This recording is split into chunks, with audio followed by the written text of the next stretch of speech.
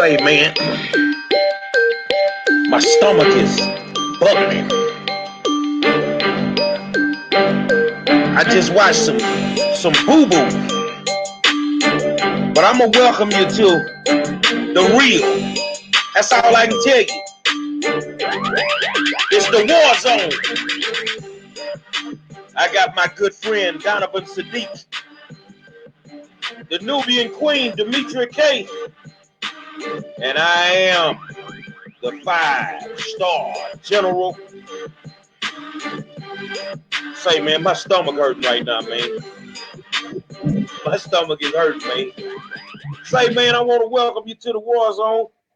We stepped back an hour later. You know, in all actuality, I was a little tired. I'm gonna be honest, I was a little tired, and my co-host let me catch my breath. So we're waiting on Reginald Gordon to come in. He having some difficulties, but Reggie's gonna come in. If he doesn't come in, we'll just do what we normally do, which is give you the real. Now I know back in slavery, they had this thing called buck dancing. They had this thing called buck dancing. And I don't know if y'all really want to deal with this show. I don't know if people can really stand to hear the truth. Because the one thing I learned about the truth, it ain't what you really want to hear some days. It ain't what you really want to hear. You can't handle, like Jack Nicholson said, you can't handle the truth. So I'm gonna say this here. To sit and watch somebody do what these clowns just did, it actually gave me diarrhea. It actually gave me diarrhea. I'm being honest with you. I think that's Reggie right there, y'all. Hold on. Turn your camera on, Reggie. I watch you bring on Lily Sector, and once again, you put the kid gloves on just like you did with Ellis. You didn't ask the tough questions. You're not good interviewers, because if there's legalities that you have to get around to get a question asked, you need to learn how to do that. Any politician that chooses to come on this show, don't think we're not going to ask you the tough questions, because we are. I think that Demetra looks just like Gayle King, and some of y'all going to feel like R. Kelly. Don't come here and think that we ain't going to ask you the tough questions. Jared Davis is not in court. He's not in court. Ain't nobody filed nothing on Davis as far as his residency. But yet the questions couldn't be answered. They couldn't be asked. And you sit there and you play with these people, and then you want everybody to believe that we need to vote Democrat. I say you need to research both sides, because I work with some Republican incumbents right now that do a great job in the African American community. And it's time for us to stop sleeping on people that just can get the job done. We get, in this thing, oh, it's Democrat or die. We used to be Republicans, and we got tricked into being Democrats. When we were Republicans, we owned something. We had better schooling. And since we started messing with these people, we ain't got nothing. Demetra, welcome to the show, sweetheart. Give me your ideologies of maybe the little bit that you might have heard, because this is ridiculous, man. This is ridiculous. Hello, everybody that's watching. Good Friday to you. I will just say this, because I didn't watch a whole lot of it. And again, one day I'm going to stop using the excuse that I'm not fully abreast of Houston politics. I'm learning. But I did hear the last part of it where they said the person, what's her name, Lily, somebody that came on the show, told them there are certain questions that they couldn't ask, I guess, due to legalities and all of that. But as an interviewer, you ask anyway, especially, questions that people want to know, and let them tell you, well, due to legal concerns or, at the behest of my lawyer, I can't answer those questions. but at least you get out there and you ask it. You know, it could be staged, I don't know, but at least let the people know I did try to, ask the question so you guys can get an answer. But just to have to me, a ready-made statement, allegedly, a ready-made statement to say, well, we tried to ask, but we were told not to ask. And it's true. Sometimes people you interview will say, well, I'd like to talk about those things if that's okay. But I feel like if you're a politician and you're coming on to talk to constituents or potential voters, I don't think that there should be such a thing of things you won't talk about. Right? Because let's say if it's something that alleges you did something, if you're innocent, I don't think you have a problem talking about it. For example, not to say that he's innocent, I don't know if he is or not. Joe Biden did an interview on MSNBC today where he denied the sexual assault allegations. Now, it did take him a long time to do so, but at least he came on there to deny it. I didn't watch it, so I don't know if he was asked about it, but if people are going to vote for you or they have voted for you, I think they should know all there is to know about you. Donovan? Amen. I don't understand why it is that, okay, and I know when you're running for office, you want to be seen and let the people see who you are and get an idea of the kind of person you are. Because sometimes you can pick that up by looking at somebody and their mannerisms and all that. But, why go on a show if you're not going to answer the questions? I just, it's the reason you came on the show. Exactly. And whatever questions it is. I mean, I know there's certain legalities, but all of the questions or the real juicy, the real questions that people want to know, you can't answer. Just doesn't make any sense. Well, I tell you what, on my page, I've made a decision. I'm a selfish little dude. If you want to watch that show, go on over there. Next time I catch you over there, I'm deleting you from my page. You are going to get the truth. If you're going to come on my page, you're going to be faithful and you're going to get the truth. Now, if you want to go over there and hang out with them suckers, then go over there. But they do not represent the black community in the city of Houston. No, not at all. Because these people, and I don't care, everybody gets mad and well, man, you're making blanket statements and you're making the people in the Democratic Party mad until you can show me what you've done for my community. You've done nothing. Therefore, I will take that blanket and cover all you black fuckers up. Because that's what it is. I don't owe you people anything. I don't want nothing from you people. You do nothing for us to begin with. It's great that you're standing out there giving out masks. But see, the way I raised my kids, Demetra and Donovan, the way I raised my kids, when they would come home, Pops, I made the honor roll. Cool, I'm going to bed. Man, you not happy I made the honor roll? You supposed to do that anyway. So an elected official passing out a mask, you ain't doing nothing special. You supposed to do that anyway. Feeding the community right now, you supposed to do that anyway. You don't get no brownie points for that. Remember, you don't do nothing for us anyway. So you're supposed to do what you're doing right now. You are a public servant. It's time for you to serve the public. So no, you don't get a pass. And the Democratic Party right now have taken 3 kids. They're using them to their advantage.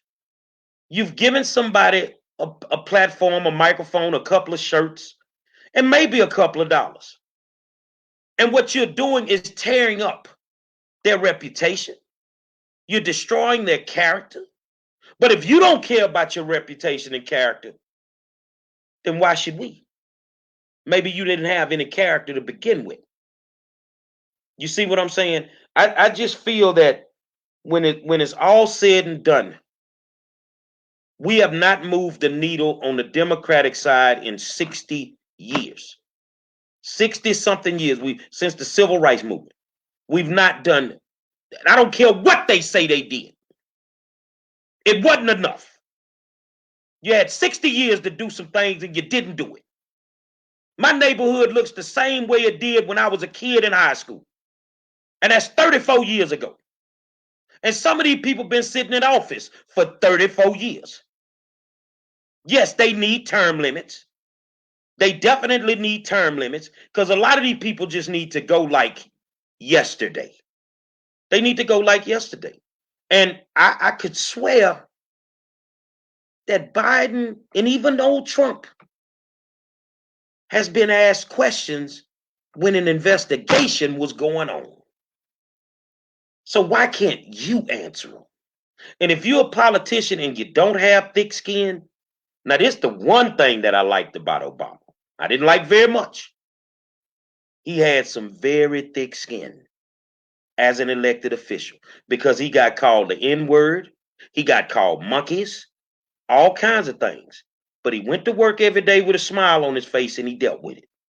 If you want to be an elected official, you need to go to the store. They sell Planters peanuts. Get you 2 of them out the pack once you pay for them. You need a set of nuts. That's the first thing. Get you a set of nuts. Get you some Planters peanuts. And 2, you need to have tough skin. What is wrong with these old soft politicians nowadays, Demetra? So is it that the politicians are soft, or is it that the people are soft? Because I think when the politicians know the people are soft, then they can have their way. I just feel like if you're going to be in journalism, which is, what you're doing when you have a forum like this, and you're going to have people come on, you're going to have to be able to ask first the tough questions and then the questions that the people want. Otherwise, you have to just have a phone conversation and talk to them directly. You need to address the politician whoever's on the show in a fashion that would satisfy your watchers, because the audience wants to know what's in it for me. What's in it for me if I tune in to watch so-and-so politician? Are they going to say something that's actually helpful to me? Give me some new information. Like, why should I watch? Now, if I'm going to watch, you give, a polished speech, a campaign speech, and highlight all the great things that you're doing and all the turkeys that you've given away. If you're going to do that, then I would rather go, I'd rather have a date or, do something else. And so, again, the politicians are only going to act according to the people.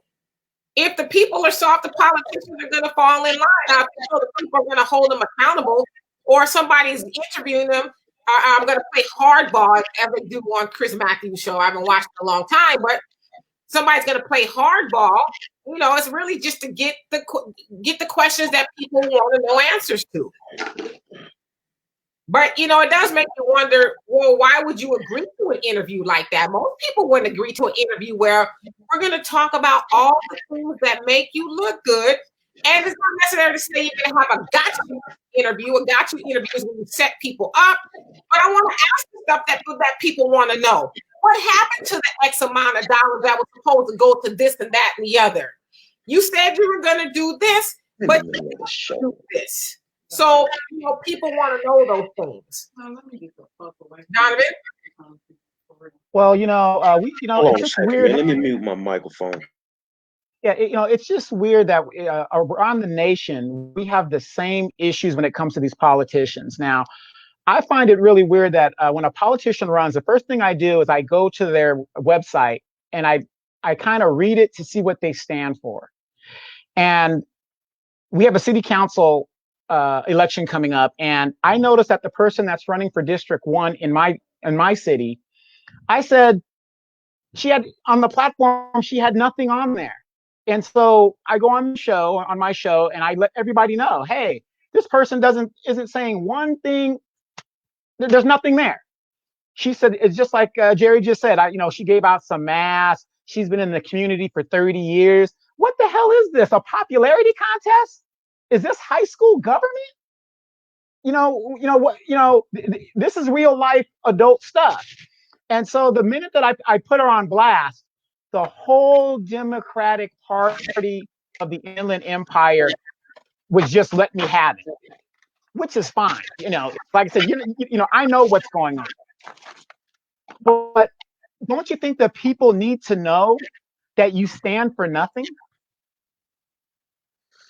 Well, I tell you what, man. I tell you what. They want us as African Americans to vote blue. But you won't admit that you've not done nothing for us in a long, long time. You want us to believe that the Republican Party is the devil.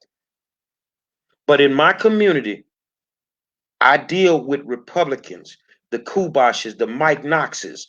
These guys are in the community more than African American politicians. So why do I have to believe, because you got an issue with Trump, that all the Republicans are the devil? All Republicans are not good. All Democrats are not good. Both sides are not all bad. You feel what I'm saying? But when I look at who's doing what for their people, the Republican Party is doing what they need to do for their people. And in the process, they help us, they help us. But the Democratic Party, the bulk of them dudes and them women, they do for themselves. And unless I'm totally wrong and I live on Mars, then this is what I see every single day.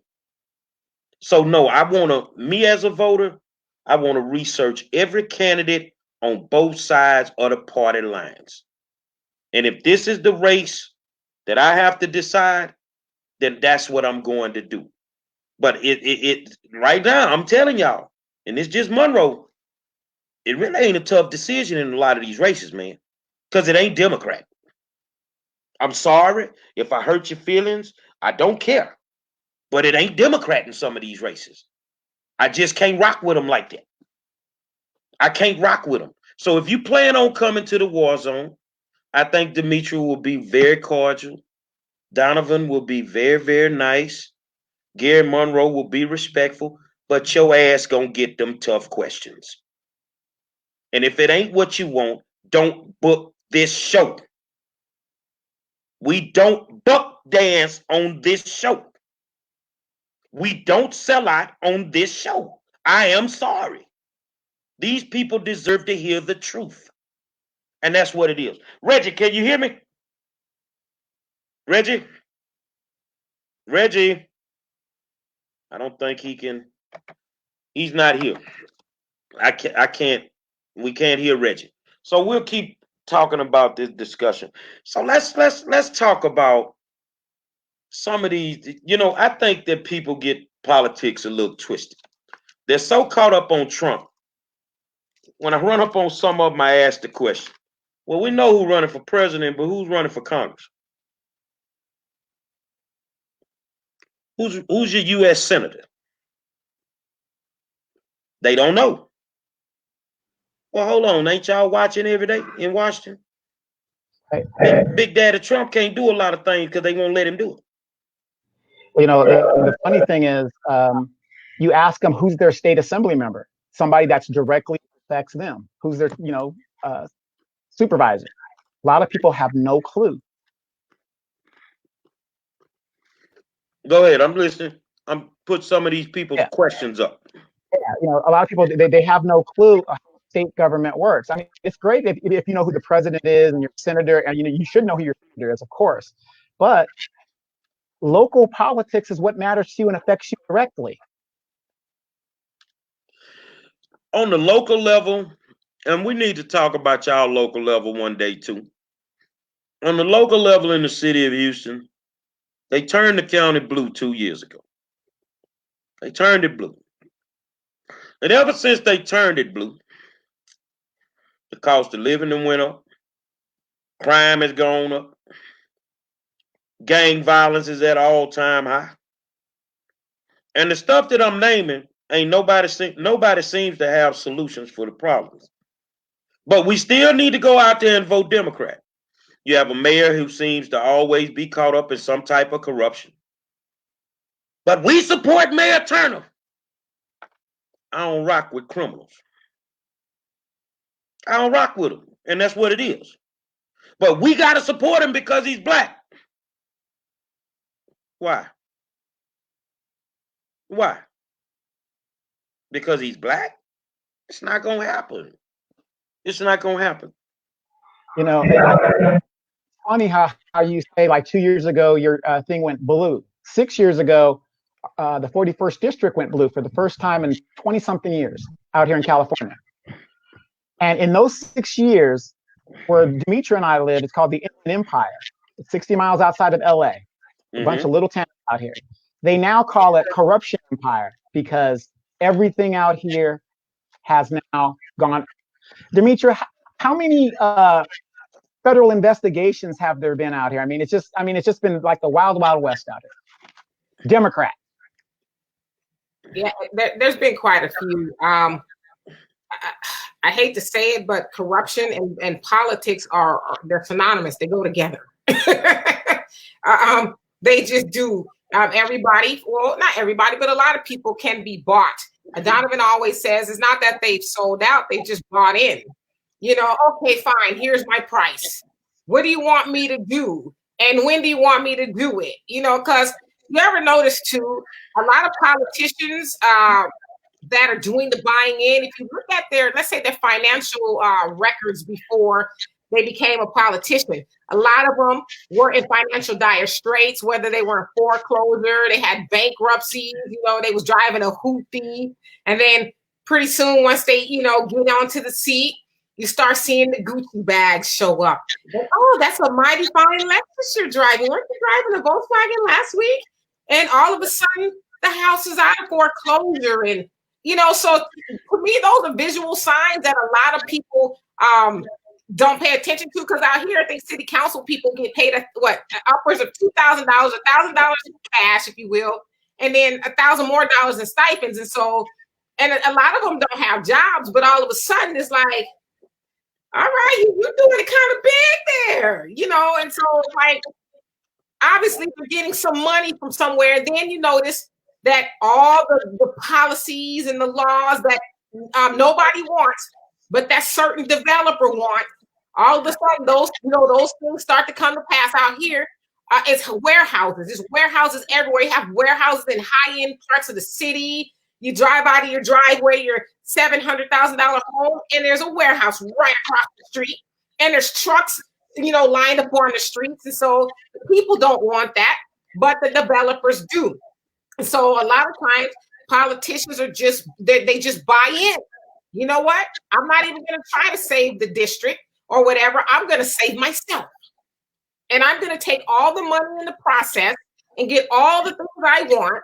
And then you notice those same big time donors, developers or whatever, they put all this money into that candidate. Even though the people don't want that candidate, they put all the money in there, and then voila, they've won again. So that's why I said I just think corruption in politics, they just find the right person. A person like you, Gary, and a person like Donovan, and I'm not trying to be negative, but you two will never, ever, never, ever, ever, ever, ever, ever, ever, did I say ever, get elected to a seat. Exactly. I already know it. Not because the people don't want you, because a lot of people probably really do, but the machine, the machine that's fueling all this politics, they ain't gonna have it, because you two can't be bought. They don't want somebody on there that's gonna tell them no. What they want is a rubber stamp. Yes, there you go. Let me ask you this. Now, this is where we're gonna curb this conversation. Okay. In the last 12 years I've been watching, and as much as people complain about the Trump administration, and I get it, but I've been watching an increase in the number of Democrats that are getting caught violating the law. If we go back 12 years at least, we're going to see Kwame Brown. I mean, Kwame, what was his name? Up in Detroit. Kilpatrick. Kwame Kilpatrick. We're going to see Ray Nagin in New Orleans. He got out. Yeah, he just got out. But what I'm saying is, as we start to go around the country, it seems like the Democrats are every day, every other day, every year being more involved in corruption, but try to steer the conversation over to the Republicans. And the thing is I notice both parties. Y'all tell me if I get it wrong. Each party, certain parts of every single city, whether big or small, resembles the parties. Republicans, middle class, rich people. I go drive down Westheimer, man, I'm feeling like I'm in Beverly Hills. Republicans. I go drive down Cullen Boulevard, and I got to go real slow when I do because I'll tear the axle off my car. It looks like a war zone.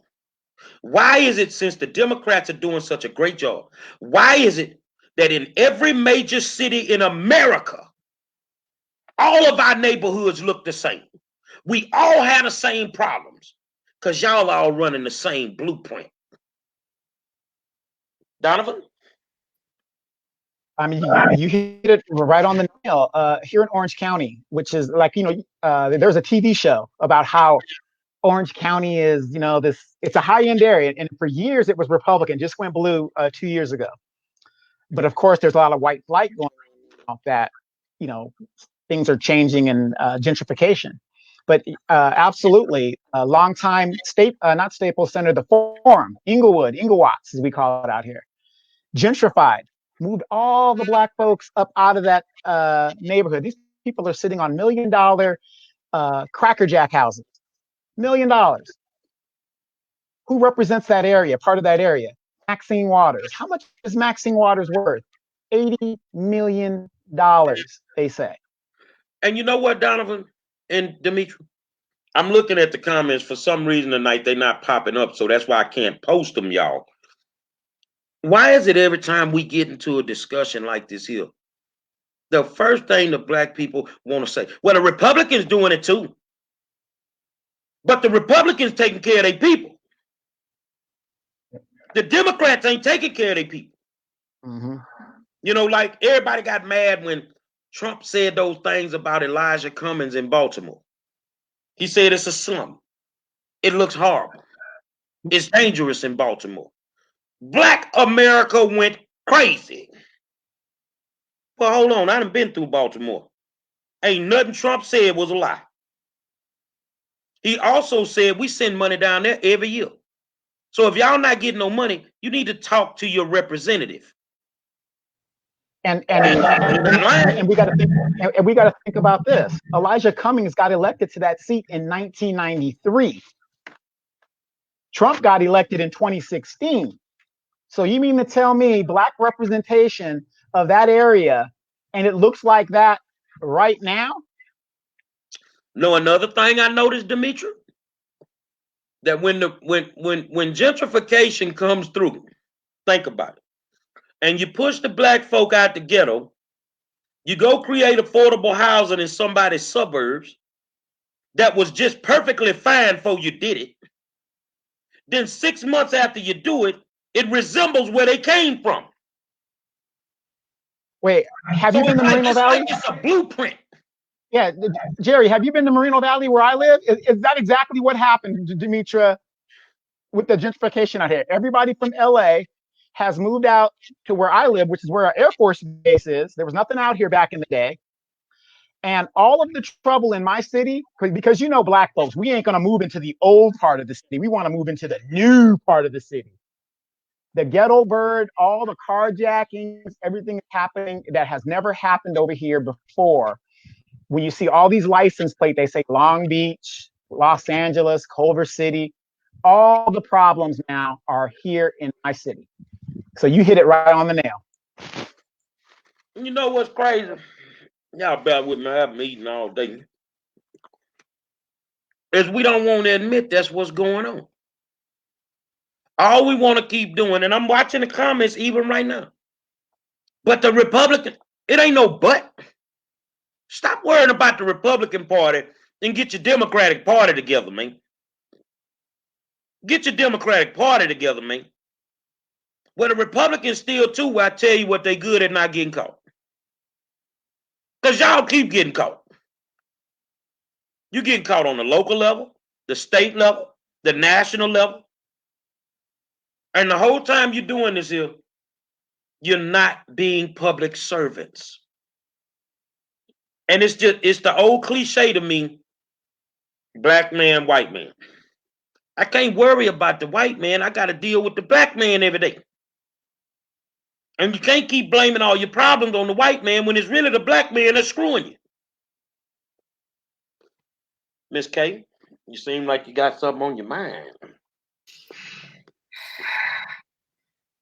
Y'all said a whole, but I'm gonna have to look at it from my point of view. So I want to address what you guys said as far as when you move black people into the good neighborhoods, then the good neighborhoods go to hell, for lack of better words. All they've done was change locations, right?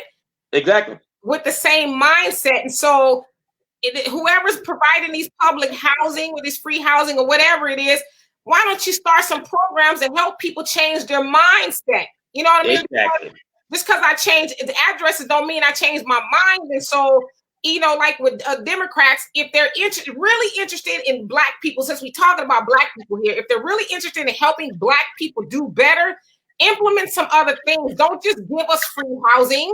Help us, maybe reprogram and learn how to be better and be upwardly mobile, and, how to not just move into a housing unit that's free or next to free, but teach us how to be home owners, how to be business owners. See, that's the part they're leaving off, because you're going to give people stuff that haven't, they have, I don't want to say jacked up mindset, because a lot of it is just learned behavior.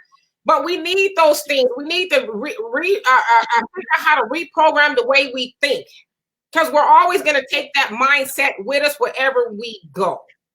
And it was something else y'all said, but no, I just,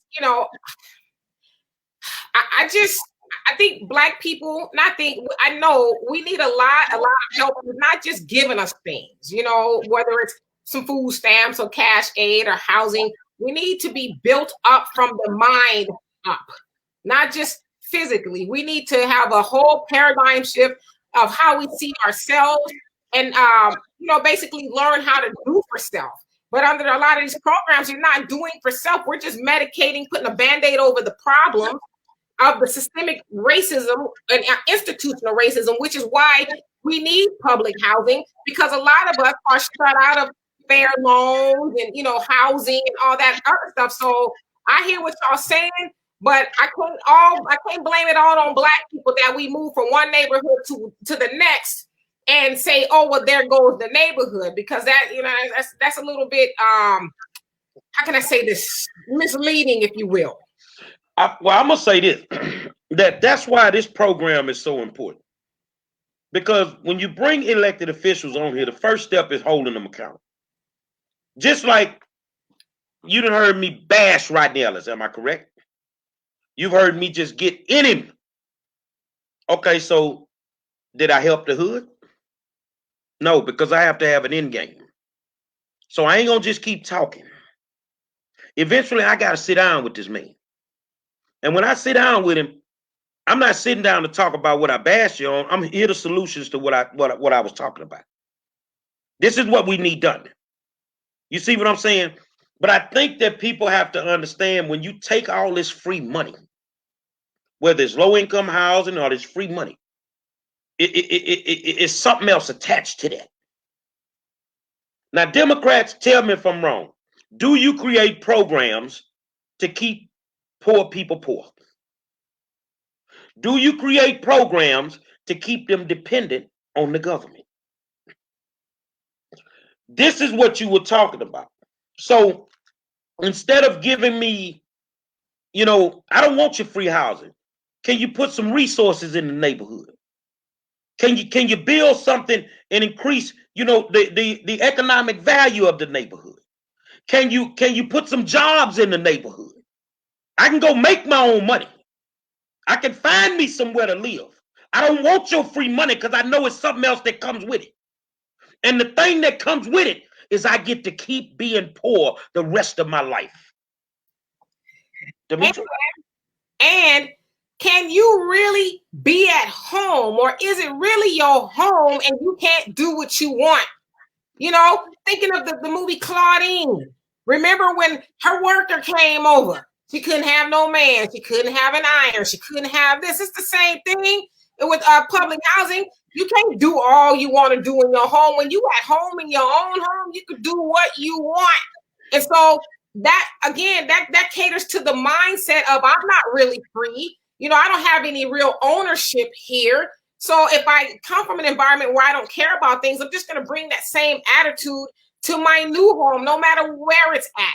And so to your point and the point I made earlier, we need to start putting some programs in those neighborhoods, but it doesn't do the Democratic Party any good to, as Marcus Garvey said, up you mighty race, accomplish what you will. Because when we enable you to do that, then you don't need us anymore. And we know as long as you need us, you're going to do everything we want.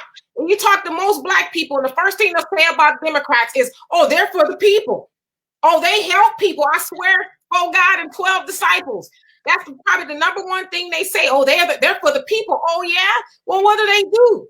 Well, they help they help people get stuff. Like what? What do they help you get that you really couldn't get yourself? And so that's what we've been taught. Oh, they help, they're for the people. But if you're really for the people, that means you would help the people be for themselves, and that's helping them to, be self-sufficient.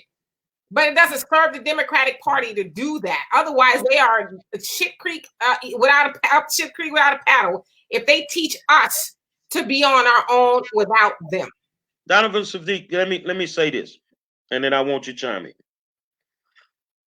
It seems like every other race of people at one time or another find a reason to come together.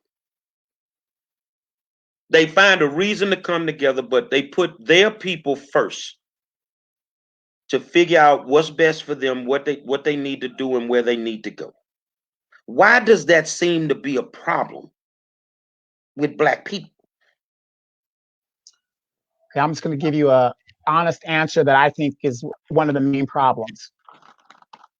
Lack of Black male leadership in the Black community.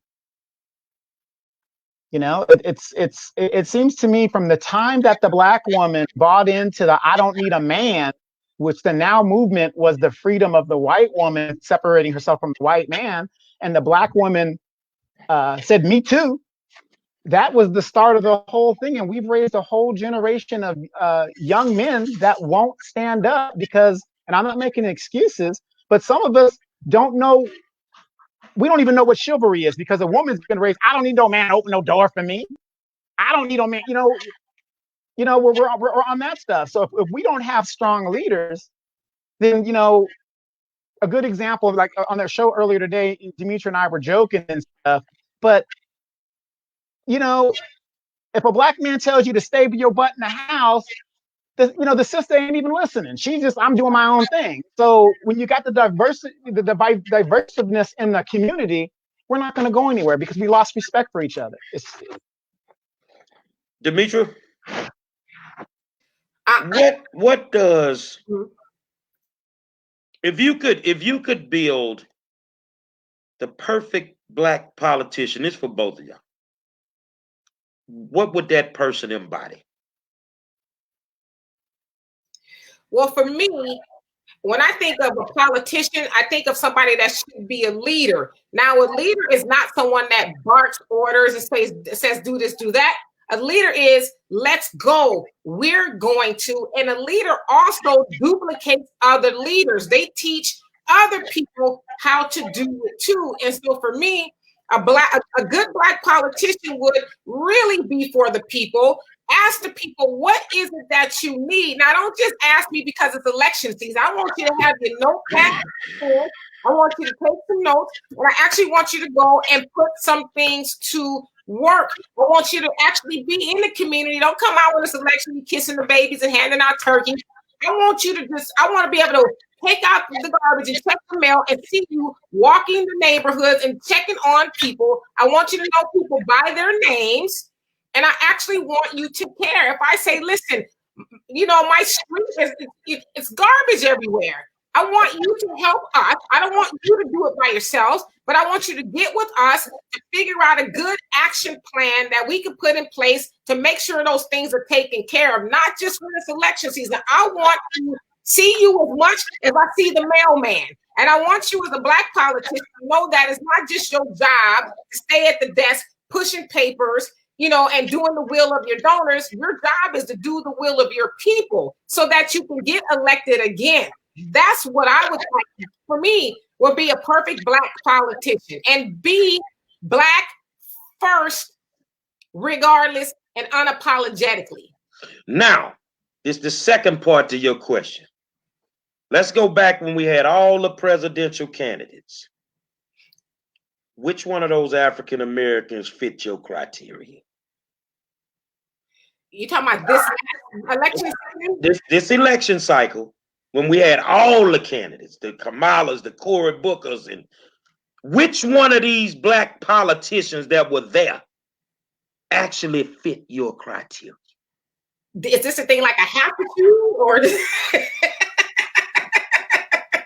No, what I want to show people is they're saying they agree with you.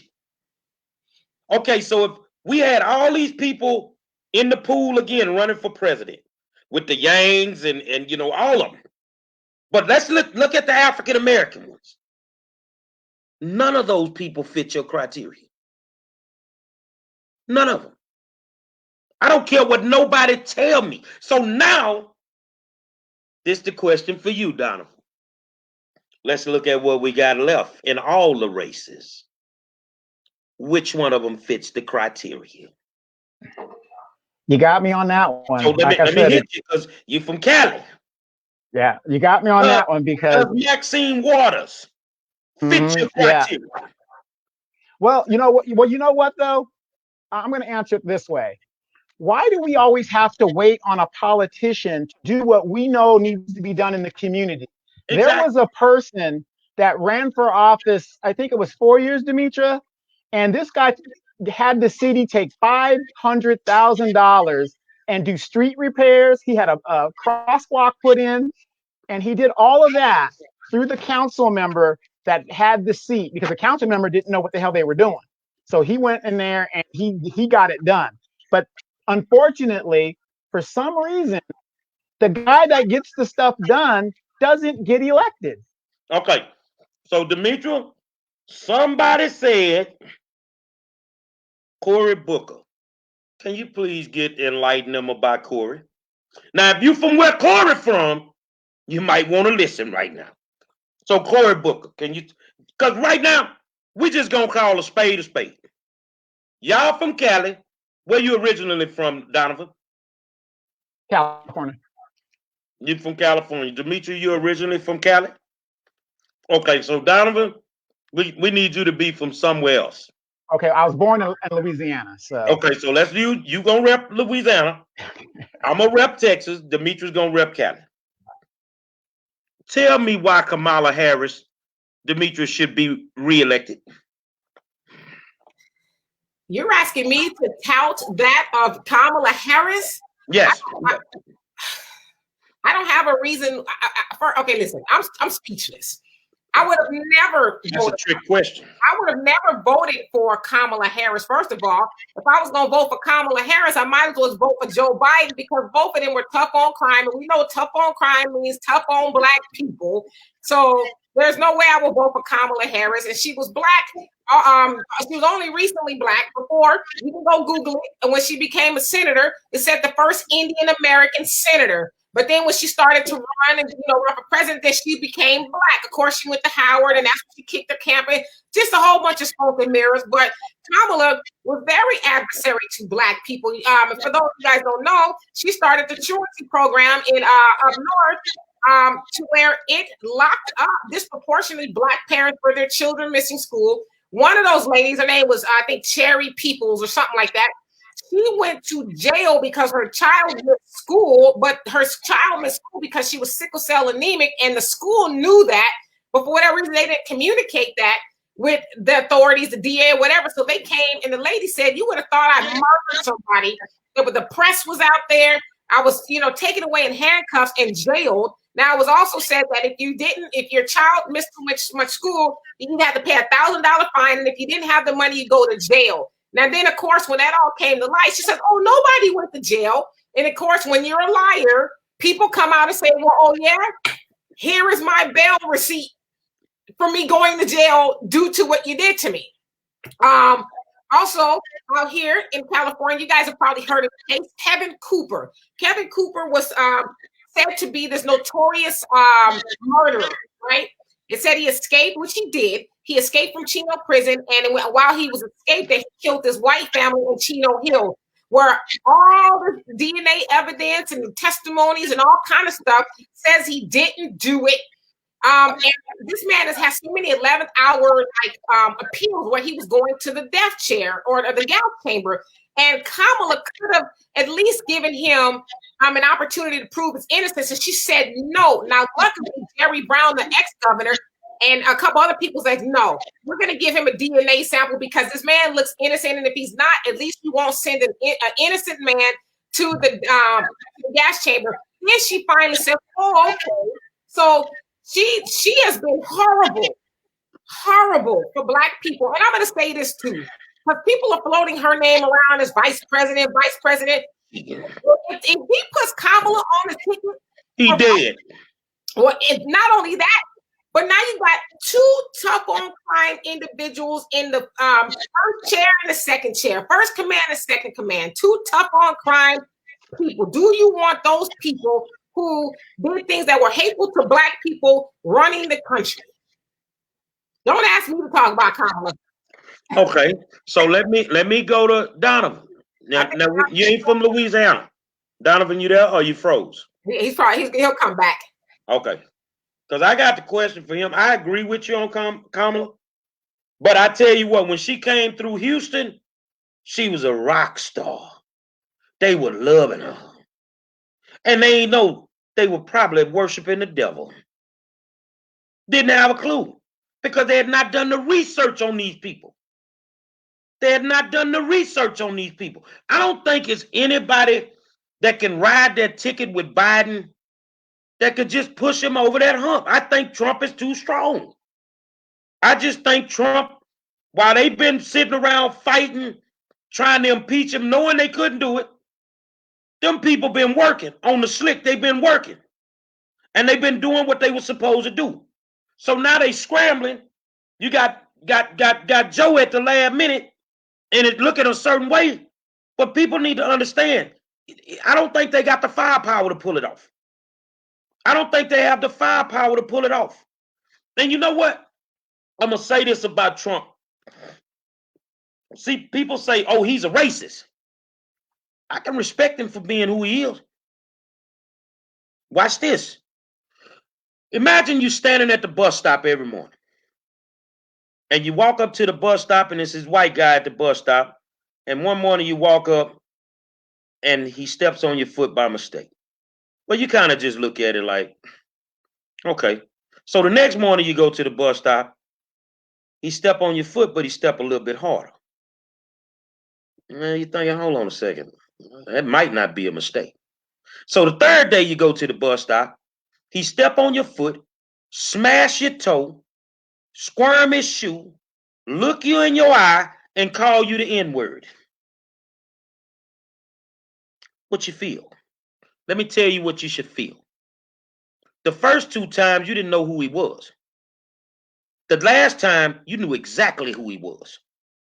And I'd rather know who the hell somebody is than to have somebody who fake standing in front of me with that foolishness. So if Trump is a racist, I know where I stand. Joe is no less racist than Trump is. I don't give a damn what nobody tell me. If you want to call Trump a racist, call Joe Biden one too. Because Trump has done less to Black people than Joe has done. Joe wrote a bill that incarcerated hundreds of thousands of Black people for mass amount of time. Can you show me the bill Trump did that wrote, that he authored that did that to us? But because you have so much hate, you won't research and figure out if he's done anything decent. you automatically just run with your Democrats. All right, Donovan, you back? Back. Now, we talked about Kamala. Would you re-elect John Lewis? Absolutely not. Absolutely not. Absolutely not. Why? And the reasons are as telling. If you guys have watched John Lewis in public, what does he talk about? Does he talk about current events, or does he talk about things that happened in the 1960s? It's everything that he did in the civil rights back in the 1960s. The only thing that he talks about current is Dreamers Act, DACA, LGBTQ. Nothing about Black. Nothing. There's no way that I would waste a vote on John Lewis. And like I said, much respect to him. He is a civil rights icon. So what? But I'll give him his respect if that's what he wants. He goes down to the Jerry Pettis Bridge to show you where he got his ass beat. Great. But as far as to reelect him right now at 70 something years old, not saying it's an age thing, but what the hell are you still doing running the government in your 70s? You know what? It's simple why they still in there in their 70s. They got Michael Jordan syndrome. They don't know when to retire. And you'll tarnish your legacy. You'll play with your legacy when you don't know when to retire. You have some people in the state of Texas that should have been retired a long time ago. And people realistically firmly believe that no, you shouldn't get rid of a Sheila Jackson Lee. What I'm going to say is this here, and I mean what I say.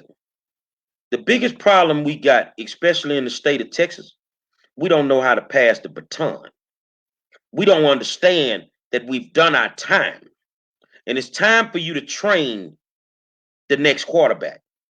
You see what I'm saying? It's time for you to train the next quarterback. See, you're from California. People wouldn't understand this. So I'm going to go back to the 49ers. Joe Montana trained Steve Young. And when Joe left, the train kept moving. People in Texas do not know how to retire and pass the baton. We need seniority. No, we need people that can move the needle. I'm tired of the bullshit bills being passed. We need some people that can move the needle. Now, if you can't move the needle, now I understand why the state is red. Because everybody ain't going to keep playing with this, man. You know, everybody ain't going to keep playing with this. Iris Sandals, you're making comments, which is why black people shouldn't vote. We don't know shit about politics and the games within. I say that's bullshit. We got just as much knowledge as anybody else. The problem is you got the wrong motherfuckers holding the ball. When the game is on the line, you got to put a game changer in the game, bro. You got to put somebody in there that ain't scared to take the last shot. That's why Kobe was the Mamba. That's why Jordan was a silent killer. You knew who was going to get the last shot. But we don't have that in politics, not on the black side, because we don't want to train up the next generation of politicians. And we don't want to pass that baton. And as long as we refuse to pass that baton, we are going to keep staying at the back. We're going to have people thinking that we can't play the game. Come on, if it's a game, we can all learn it. We can all master the game. But when you ain't got somebody that want to teach you, it's going to take you a little bit longer. I showed up in high school, never played a down of football. And in 4 years, I end up in the Hall of Fame because I had a coach willing to teach me. Black politics is at a standstill because we don't have anybody willing to teach the next generation of politicians. Demetra? I'm going to go ahead and I'm going to go ahead and agree with Ira. in that I wouldn't say that we are too stupid to be engaged in politics. We have the knowledge, but knowledge without applying it is just knowledge. It has to be applied knowledge. The problem with us, I think, and I think politicians of all colors hold on to the power too long. Mitch McConnell, he's got to be 1,000. Was a Strom Thurmond. He died. It was almost 100, if not older. So power is hard to let go of. But I do agree with him in that we are not as informed as we should be. For example, you have 3 of us on here who are trying to put people on, and I think we're doing a good job. But they call it cognitive dissonance, where people have a hard time changing what they've been taught to believe. And so Black people believe that the Democrats are your party, regardless. I don't care what nobody says. My mama, your grandmama, your great grandma was all Democrats, and you need to be one too. Don't ask no questions. Don't rock the boat, boy. Just you go ahead and vote blue, no matter who. Vote all down ballot, blue, blue, blue, blue, blue. Right? Does that sound informed? No, that's not informed. That's just doing what everybody else is doing, and it's gotten us nothing. And so I agree with him on that. Is that we don't know how to, not all of us, but a lot of us don't know how to take in new information. For example, try to tell Christians, watch out now. Try to tell Christians that that's the white man's religion. I'm talking about Black Christians. Try to tell Black Christians that the white man gave that to you so that you could be subservient and do everything you're supposed to do. Oh, no, see, now you're going too far now. My Jesus. And then I'll say to them, this here, close your eyes and envision what Jesus looks like. What does he look like? You probably saw a white man, didn't you? Because that's what you were taught. You were taught that by white people. No shade to white people, but the point that I'm making is a lot of times when you try to change something that we know to be true, it's almost impossible. Like Honorable Elijah Muhammad says, it's easier to put pants on a camel than to teach the Negro that he is not a Negro, if you will. So it's hard to change our mindset, and it's hard to get new knowledge in there. So I agree with him in that. Like all the things that people are saying about Joe Biden and all the things that he's done to Black people, and you still have Black. Before I got on here with you guys, I was having a heated discussion with somebody else. They said, why are you always going in on Joe Biden? I had a 30-minute conversation with him, and I loosened him up a little bit. But before it was like, no, it's Joe Biden 2020. And I asked him why, and it could not tell me why. So I agree with Ira. We are uninformed, but it's because we want to be. And for those of you guys who go to church, the Bible, I think it's Hosea 3:5-6 says, my people were destroyed for their lack of knowledge and their rejection of truth. So when you get the knowledge and you get the truth, it's like, nope, I don't want it because that's not what I heard. So I do agree with him. Donovan? Hey, I'm just going to make a suggestion, especially, when people are talking about politics. If you want to see a good movie that really talks about politics, and Demetra will sign off on this, because when I ran for office, this is kind of where we got a lot of our tips and our tricksters using it. The movie's called A Distinguished Gentleman with Eddie Murphy. Mm-hmm. That will exactly tell you how politics are, how people feel towards politics. Vote for the name you know. Come on, brother, with them cornbread and greens. You know they good. You know what I mean? We want to feel good about it. But if we understand politics and the game of it, it's really not a game. This is life and death. So I would suggest everybody to watch that movie and then tell me what you think, message us and say, hey, this is what I think, because it's really going to open your eyes how bills are being passed in Congress and how things get done. Now, fast forward 20 years to today, they've gone for the gusto. They're not going for the $20,000 donation here, the $50 donation there.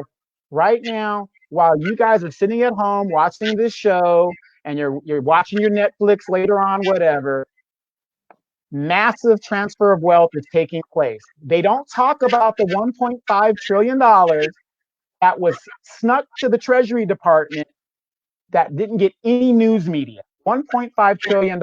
They're not talking about the $1.3 trillion that the Fed Reserve pumps into the economy every day. Massive. Let me say this here. Ira says historically Negroes who fight for their people die. No one wants to be a martyr in these times. Let me look you in your eye, homeboy. Somebody died so your black ass could go eat anywhere you want to eat.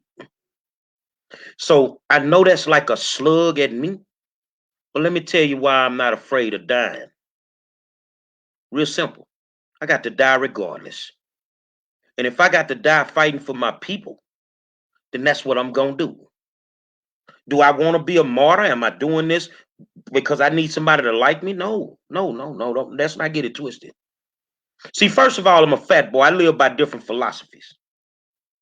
You know, you're obese. You're too heavy. Well, I won't die hungry. I'm going to die regardless. And that's the problem with us. And that's why when people bring up King and Malcolm, I just kill the conversation. It's really a wasted conversation because you're not built to do some of the things that it takes to even move that needle. You're not built that way. So what we've done is we've accepted certain things. I refuse. If there's no grocery store in my neighborhood, oh, well, the hell with it. I don't want to die because if I stand up for, I'll die for that grocery store. The same way I stood in a boardroom in a school district and my stomach was septic and I was still fighting for them kids. You guys are benefactors of having new schools when they were not going to build none of them. Because one little fat dude with a nasty attitude and a big mouth decided he would stand up for 240,000 kids. Now, if you don't have the backbone to be a black man, then keep your black mouth shut.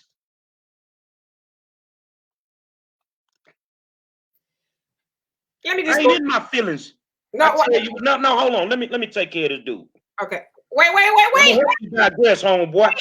Wait, Gary. Now you can talk. I just blocked him. Why though? Why did you? Because listen, I'm not doing the anti-Negro conversation with nobody. Listen, because I just read the comment and I think it got misconstrued. I think his comment got misconstrued because I understand. Tell him to go back to his partner show where they over there misconstruing every black comment. So you okay? I'm good. I was gonna say I understood what he said. I don't know Ira, but I understood, and I don't think he meant. But maybe y'all have some history, so maybe I'm speaking out of turn here. I don't think he meant that at you. I think he was saying in general that heroes are historically. He was saying Negroes die for their people, and he's right. And he also said that people don't want to become a martyr. And I agree with him. You know why? Because we know martyrdom nets people nothing. Like Malcolm X died for his people. Malcolm X died penniless for his people. Malcolm X gave us the game and gave us the blueprint. And what do we do? Even in 2020, it is, fashionable for us to wear a Malcolm X hat. On May 19th, we're going to have all these quotes and Malcolm X this. And I laugh because those people, as my dad says, they're quotologists. They can tell you, oh, he said this and he said that. But are you doing the things he told you to do? And so, and to his point, if nobody wants to die a martyr because there's nothing in it, like you might whisper my name 50 years later, but are you going to be carrying out my works? Same thing with Marcus Garvey. Marcus Garvey laid down the blueprint over 100 years ago almost. And we are still in the same situation we're in when he was trying to tell us, up you mighty nation, accomplish what you will. And so our people, our heroes, our leaders, they do die in vain. And so to his point, I agree. Why should I, and Gary, why should you, Donovan, why should you put your necks on the line for people who probably wouldn't help have a fucking fish fry to bury you if you die? Where they're gonna have to scrounge up some money to bury you, but you've been giving your life and putting your life on the line for a people, and in a year from now, they might remember you on your birthday, but nobody's going to carry your work. Nobody's going to continue saving those schools and those children. Who's going to step in your footsteps when you're gone? So that's why I agree with him that nobody wants to put their neck on the line for Negroes who are not going to put their necks on the line too. Period. I don't have in my case, from my personal experience, I don't have a problem doing it because somebody has to do it. Somebody has to be the sacrificial lamb. But listen, and that's what I'm saying. Somebody, because as they say, freedom ain't free. And Donovan spent 24 years in the military. He did 16 tours of duty when he shouldn't have did that much. You know why he did that? Because everybody else wanted him to put it on the line. Why don't you, Gary, have a whole bunch more people out there doing what you were doing? Freedom is not free, and you realize that one day it's going to cost you something.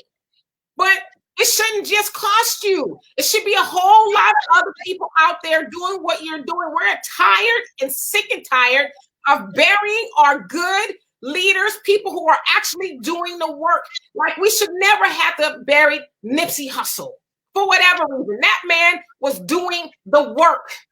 How many people do you hear talk about Nipsey Hussle today?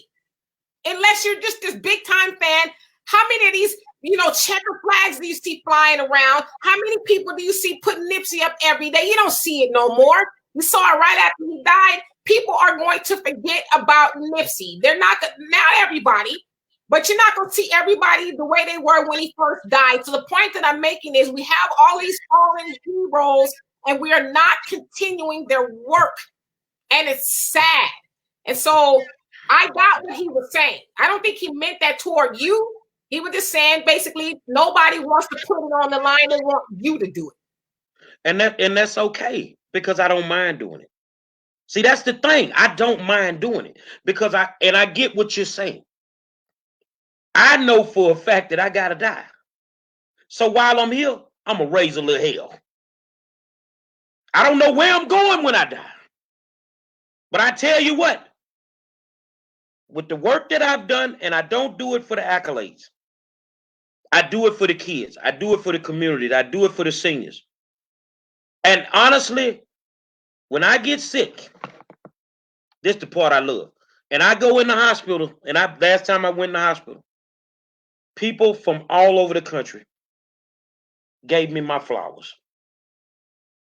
They appreciate it. They've never seen anything like it. And I'm not traditional because, I do things a little crazy some days.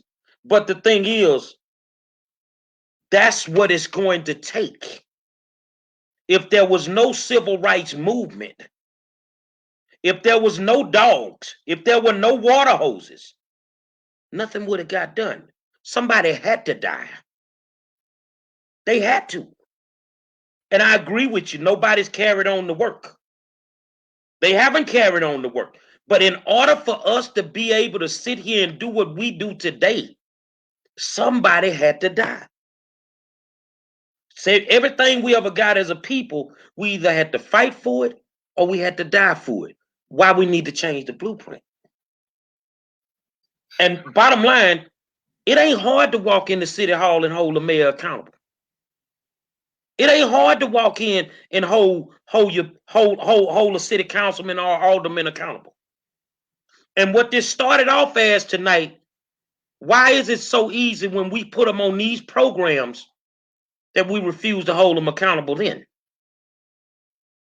So all the work that Demetra, Kaye does, Donovan does, I do, and a lot of other people all over the country, when you have people, that is the epitome of a coon. When you have the opportunity to hold them accountable and you refuse, you're snatching the rug from under our feet. With all the work that we've done, you making us take 10 steps backwards. And you can't do that. That was a hard watch for me today. To watch my people do that to my people. So if we can't hold each other accountable, we can't hold no elected official accountable. We can't hold no Democrat accountable. We can't do it. But we got to have a starting point. And like you said earlier, my friend, local government to me is the starting point. Starting at local government. Go ahead, young lady. And I'll let Donna this. It was a hard watch for you, but was it a hard watch for everybody else? And when you leave out of here, however and whenever you leave, Gary, who is going to step in your place and continue your work? That's a question. That's a question for me, and I'm gonna answer it seriously. I'm gonna answer it honestly. Ain't nobody gonna do what I do,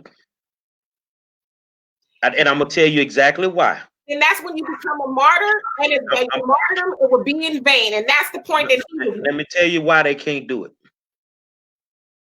What I do, I don't even think you and Donovan could do it. When I walk out my house every morning, I got thigh-high boots on. Because I already know the shit I'm finna walk through. Every single day. But what I do, it take a whole lot of guts to do what I do some days. You know, I love a good old school protest. Y'all been to the protesters, right? Back when it was the thing to do. I like protesting at 3 a.m. I like making people uncomfortable. You see what I'm saying? I mean, I show up at a school board meeting with a Burger King hat on and a pamper. Because you're stripping my kids naked. See, it's 100 degrees outside, and it's real.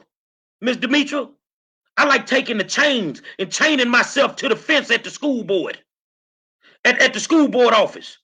Man, we can't let him die out here. If I die, I'm going to die for these kids. And all I'm telling you, if I lay there and I die standing on that fence with that chain on me, know that you killed me, because all I was asking for was equity. And that ain't hard to give, kids. But guess what? We've accomplished a lot of goals in 8 years. We've got a lot of things done in 8 years. Some of my antics I no longer have to do because the doors are now open to the church.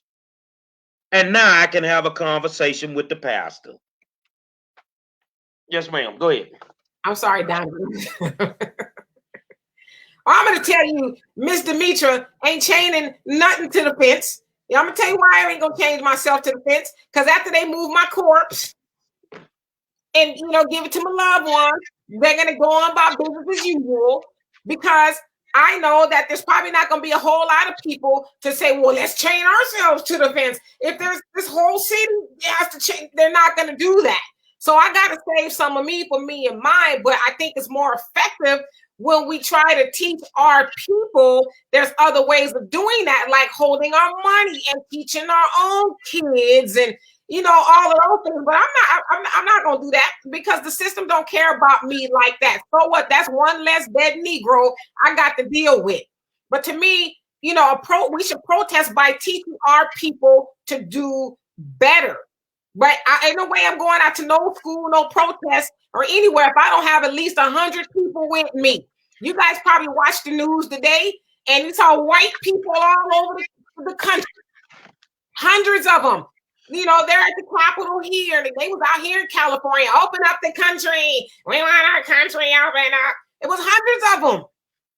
But I'm not gonna chain myself nowhere to die for people who aren't gonna do it for me. Now I get it. The kids need a hero, but their parents should be the hero too. Because you got kids that need you. So, like I said, I get all of that, but I just think there's other ways of doing it. Donovan? Right now, if we're talking about being afraid of martyrdom, my thing is, integrity. You got to have the integrity, because what's the number one thing that the United States government fears, Demetra, and you say it all the time? The rise of a Black Messiah and the unity of Black people. So Jerry's all the way in Houston. It sounds like he does the exact same thing I do here. Exactly. So, when he falls, somebody eventually will rise, because all it takes is one, like, I didn't become the way I am politically because I was watching the Cosby Show.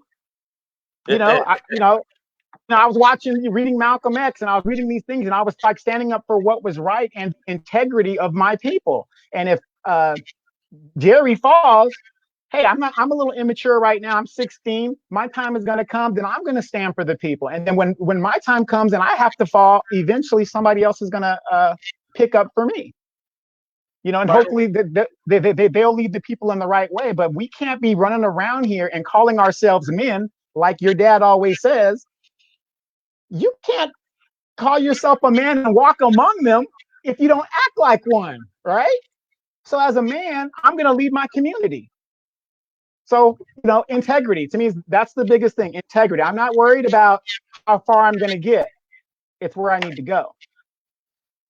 I will make that your final words, my friend Donovan. Final words, Ms. Demetra.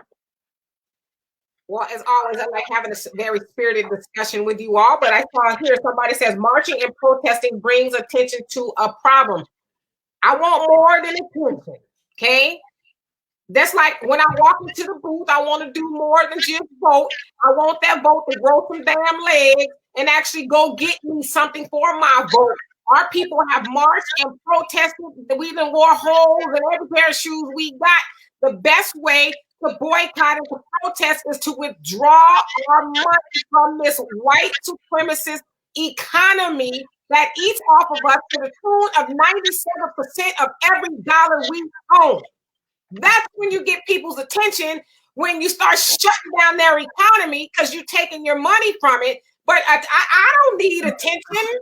Best way to boycott, we get plenty of attention. Stop feeding a system that does not like you. And that's, are you willing to keep your money home? Like one thing I will say about the boycott, the bus boycott and Selma and all of that, they were willing to give up something. We ain't willing to give up nothing. All we gonna do is stand up and, well, stop, please treat me better. But are you gonna walk 10 miles one way and back to work like they did? Are you gonna get in the Uber after you get done protesting? So attention is cute, but we want results. And we need to have more than just Gary and your Donovans out there fighting for their communities. It needs to be a handful of us. Stop being mentally lazy and expecting everybody else to get results for you. As Donovan says, my father says all the time, if you don't do what men do, you're not fit to walk amongst men. So if your community is in dire straits, what are you looking for another man to do for you what you can do for your own community? Lace up your boots and go hit the pavement and see what the problem is and be a solution-oriented person. But all this marching and protesting, I tell you one thing, you're not going to never see me out there doing that. Never. Now, if you want to get together and figure out how to make a blueprint and, withhold our money from people who don't like us, I don't care who it is, then I'm with all of that. But out there, when you kumbaya, we shall overcome, I don't think so. That's my final word. Well, I'm gonna tell you now, I stopped marching and protesting, and because it was too hot. It was too hot out there, and I'm a big dude. I ain't finna be out there sweating like that, and we ain't accomplishing nothing. And that's all we doing. And then you got the crooked Negro pastor leading the march and the protest. I ain't got time for that either no more. I will say this here. It takes a lot to accomplish the goal. We got to figure out what the goal is. What's the end game? What's the end game? For all the people that have talk shows, what's your end game? This is how you confuse voters. This is how you mess the whole game up and it plays into somebody else's hands. The thing I like about this show, all three of us are very, very opinionated. We all have our views. Tonight we differed on a couple of things, but that's all right. We'll kick it when we get through. But at the end of the day, every single day we accomplish the goal that I knew we would accomplish. We wake somebody up every single day. Somebody is waking up every single day. And they're learning something every single day. The sermons that we preach, we just don't preach them just because we want to preach them. We're not the average church. We've yet to pass the collection plate. We don't need your money for the knowledge that you're going to get. Now it's up to you to take that knowledge and apply it. So I tell you what, my sister, I have a gift for you.